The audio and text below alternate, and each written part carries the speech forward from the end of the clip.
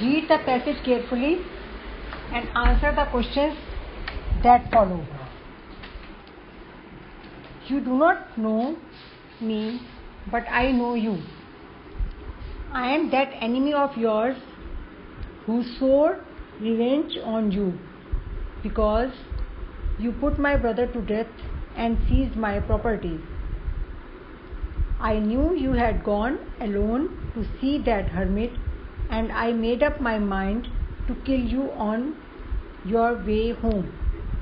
But the day passed and you did not return.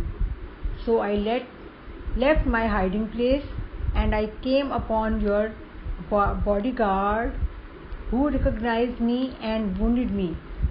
I escaped from him, but I should have died if you had not dressed my wounds. I wished to kill you, and you have saved my life.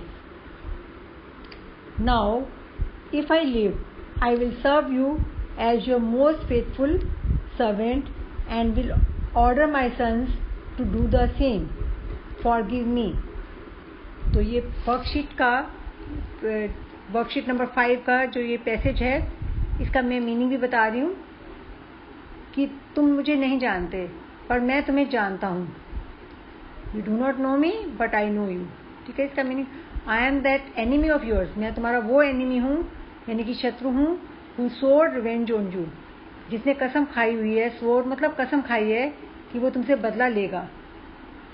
Because you put my brother to death, क्योंकि तुमने मेरे brother को जान से मारा था.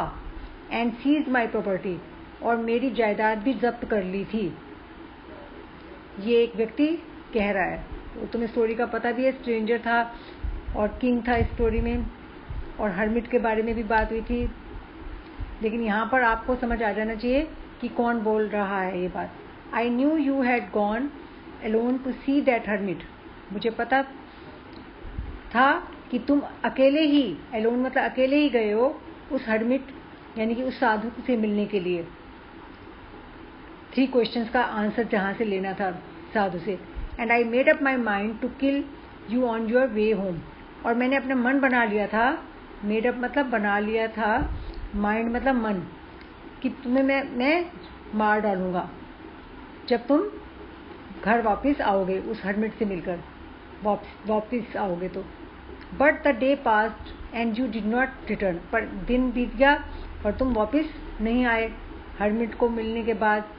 सो I left my hiding place. तो मैं जहाँ छुपा हुआ था मैंने वो जगह छोड़ दी. लीव की सेकेंड फॉर्म लेफ्ट.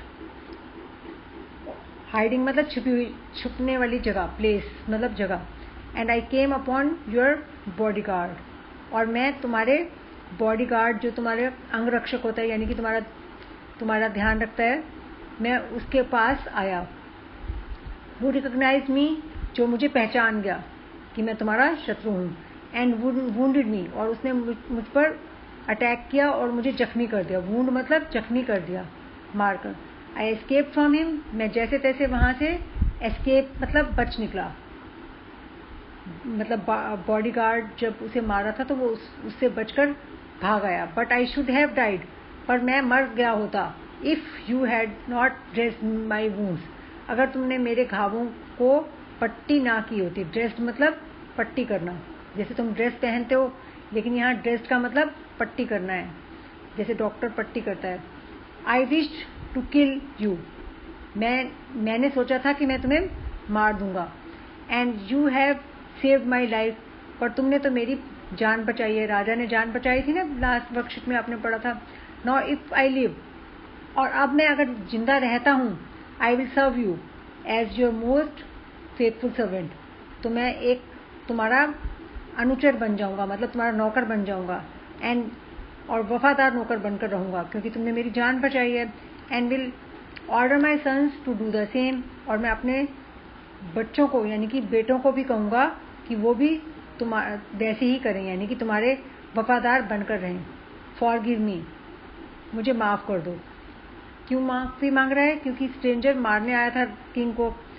चलिए अब आप एक्सरसाइज देखिए. स्टेट एज ट्रू और फॉल्स, इसमें क्या सही है क्या गलत है वो आपने लिखना है. फर्स्ट क्वेश्चन है 3 questions is written by Leo Tolstoy.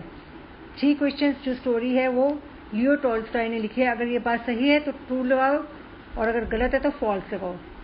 The second, the speaker is in the above passage is the king. इस पैसेज में जो है, जो आपने पढ़ा है, इसमें जो बोलने वाला है क्या वो राजा है, किंग है? अगर किंग है, सही लगता है तुम्हें तो ट्रू लगाओगे, अगर लगता है किंग नहीं है तो कोई और है तो फिर फॉल्स लगाओ। Third question, the I in the above passage is Kings enemy. इसमें जो आई वर्ड यूज हुआ है वो क्या किंग का एनिमी है? And you is the king, और जो यू है वो किंग है। अगर तुम्हें सही लगता है तो ट्रू और अगर फॉल्स लगता है तो फॉल्स लगाओ। सेकेंड क्वेश्चन है, answer the following questions by choosing the right option. यहाँ क्वेश्चन दिया हुआ है और दो ऑप्शंस दिए हुए हैं आंसर के। जो राइट है वो तुम लिख देना और जो रॉन्ग है वो तुम मत लिखना। क्वेश्चन है first, why did the person swear revenge on the king. उस आदमी ने, जो ये बोल रहा है ऊपर पैसेज में, उसने कसम क्यों खाई थी कि वो राजा से बदला लेगा। उसका आंसर दिया गया बिकॉज ही वॉज वुंडेड, क्योंकि वो उसको चोट पहुंची थी।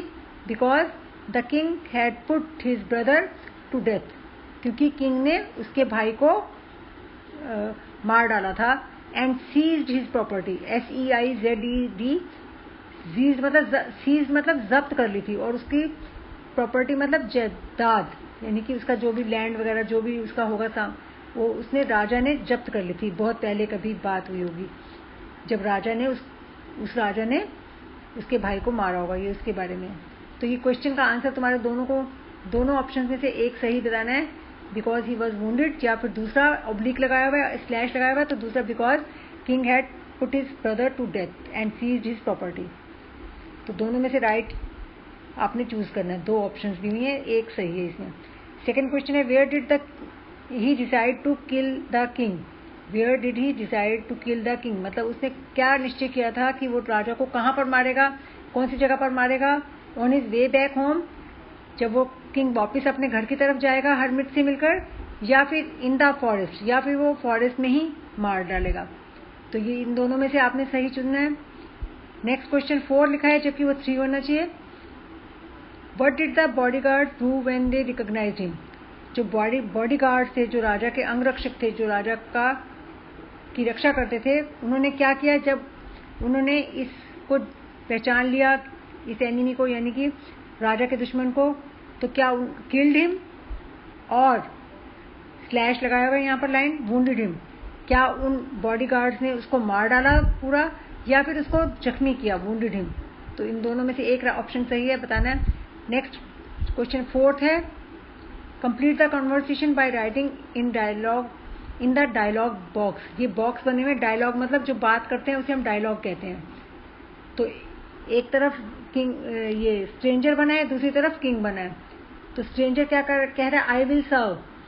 तो क्या कह रहा है यहाँ पर ऊपर पैराग्राफ में, आपको आई विल सर्व लिखा हुआ है, तो आपने वो लाइन पूरी कंप्लीट लिख देनी है। और किंग ने उसका क्या आंसर दिया डायलॉग बॉक्स में, ये आप बुक में पढ़ोगे तो आपको पता चलेगा किंग ने क्या कहा होगा। तो ये आपने उसका आंसर देना है।